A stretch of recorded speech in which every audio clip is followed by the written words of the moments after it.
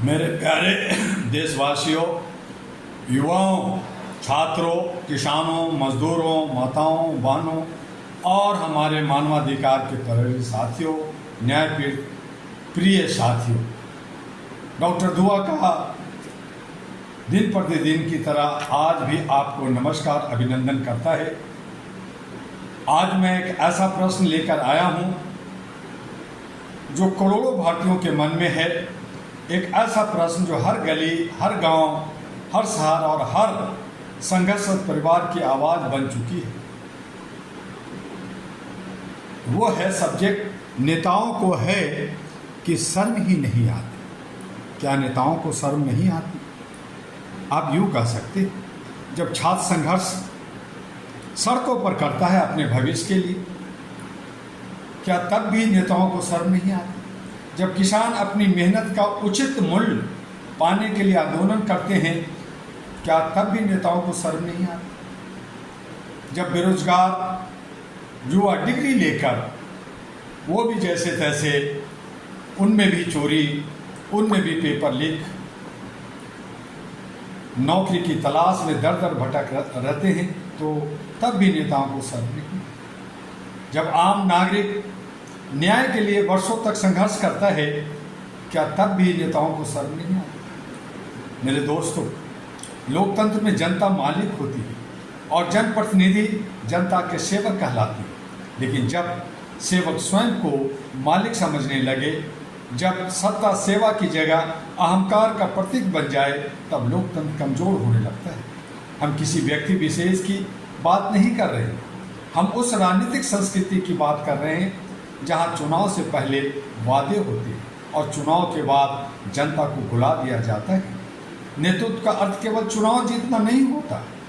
नेतृत्व का अर्थ है गलती होने पर स्वीकार करना, जनता की बात सुनना, आलोचना को सम्मान देना और संविधान के प्रति निष्ठावान रहना। आज देश का युवा हिसाब मांग रहा है, वह पूछ रहा है रोजगार कहाँ है, शिक्षा में पारदर्शिता कब आएगी, योग्यता का सम्मान कब होगा, भ्रष्टाचार पर कठोर कार्रवाई कब होगी। ये प्रश्न लोकतंत्र विरोधी नहीं है, यह प्रश्न लोकतंत्र की आत्मा है।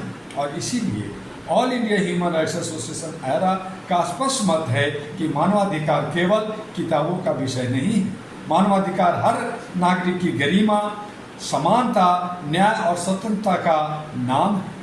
जब जनता की आवाज़ दबाई जाती है, मानवाधिकार कमजोर होते हैं।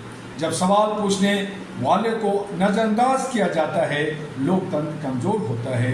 जब जवाबदेही समाप्त हो जाती है, तब व्यवस्था पर जनता का विश्वास भी कम होने लगता है। इसलिए मैं आज देश के सभी जनप्रतिनिधियों से कहना चाहता हूँ, पद अस्थायी नहीं होता, कुर्सी अस्थायी नहीं होती, सत्ता अस्थायी नहीं होती, लेकिन इतिहास अस्थायी होता है। जनता की सेवा की और किसने जनता की आवाज़ को अनसुना किया, ये सब एक इतिहास बनता है। मेरे साथियों, हमें नफरत नहीं चाहिए, हमें हिंसा भी नहीं चाहिए, हमें अराजकता भी नहीं चाहिए। हमें चाहिए जवाबदेही, हमें चाहिए पारदर्शिता, हमें चाहिए न्याय, हमें चाहिए मानवाधिकार की सम्मान।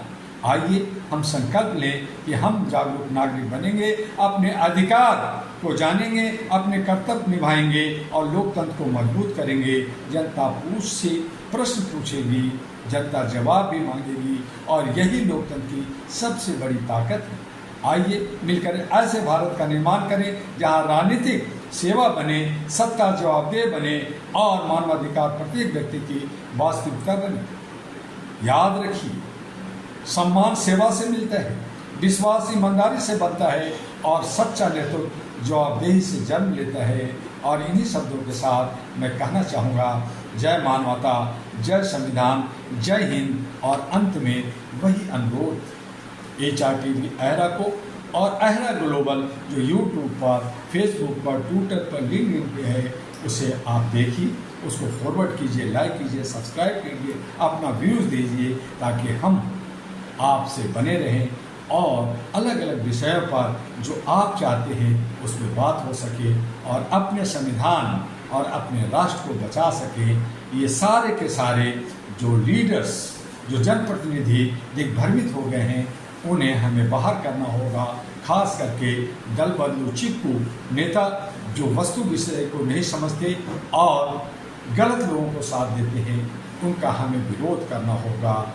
आइए जैन जी के साथ, आइए उन युवाओं के साथ जो अपना भविष्य अंधकार में देख रहे हैं, उज्जवल उनकी भविष्य के लिए कामना करें, सहयोग करें। आपका डॉक्टर दुआ। फिर मिलेंगे अगले विषय पर।